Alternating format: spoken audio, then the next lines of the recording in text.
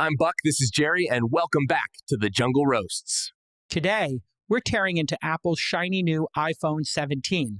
Aluminum frame, ceramic shield glass. No, Apple swears it's their toughest phone yet. Meanwhile, people are already posting scratches after a single day. Even the demo units in Apple stores are scuffed already. Oh, that's not durability, Abe. That's fragility on display.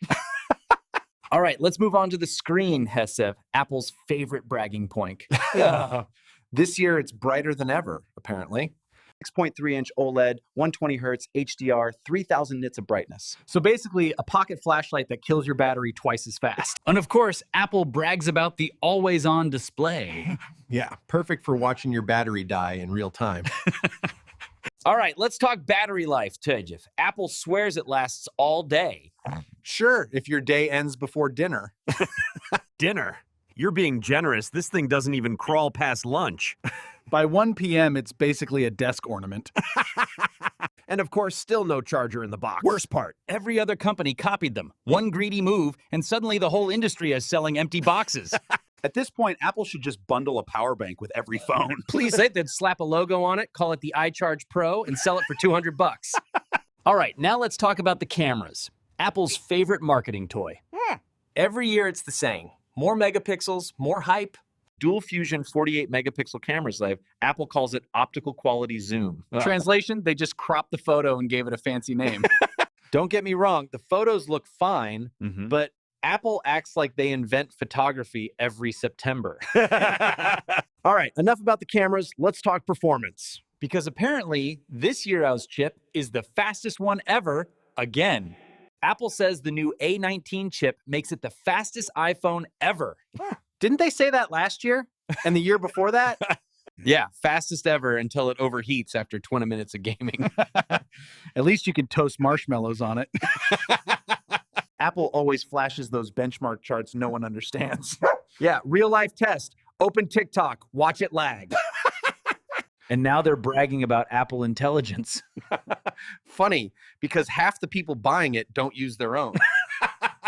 Now let's talk storage now. Apple bumped the base model to 256 gigs. Sounds generous until iCloud pops up demanding rent. Exactly. You think you've got space, then boom, low storage warning. And the fix? Pay Apple monthly to access your own memories.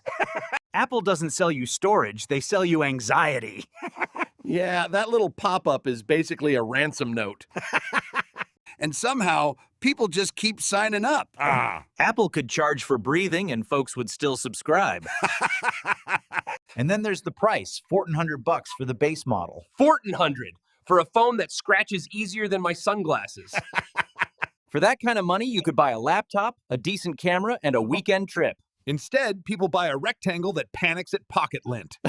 At this point, Apple isn't selling innovation, guy. They're selling status. Yeah, $1,400 just to prove you've got $1,400. And of course, they'll gladly split it into 24 easy payments. Congratulations, you just financed a phone like it's a car. They make the phone so fragile, you're basically forced to buy a case. It's like selling you a car with no brakes, then charging extra for them. And those cases? $50 for a piece of plastic. Oh. At that point, I'd rather drop the phone and take my chances. Every missing feature is just another accessory to buy. Apple could sell oxygen separately and call it an upgrade. You buy the phone, then spend months buying everything it's missing. It's like a video game with endless paid DLC.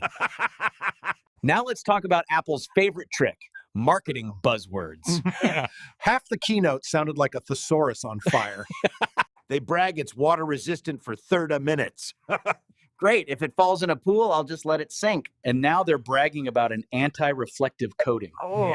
Perfect. Now you can see every scratch in high definition. They throw in words like revolutionary every single year. Funny how revolutionary looks exactly the same since 2017.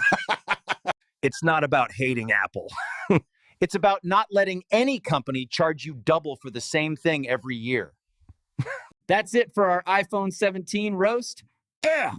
Stick around. Next time, we're going even harder.